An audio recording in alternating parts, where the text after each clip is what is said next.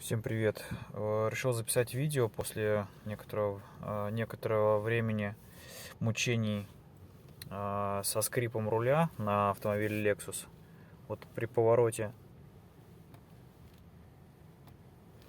налево-направо был такой скрип неприятный, писк, скрип. Как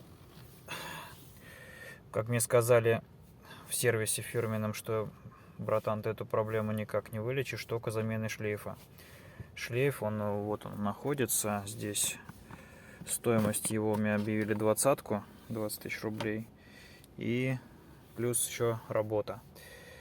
Как я вышел из ситуации, сейчас покажу. Вот он, шлейф идет. Вот эти вот заглушки подцепляем аккуратно отверточкой. И вот его чуть-чуть раздвигаем. Здесь образуются дырки в этих местах, такие отверстия небольшие. Туда брызгаем ВДшкой. Раз, вот здесь вот второй, вот там вот ниже еще третий. И получается по кругу мы все пробрызгиваем.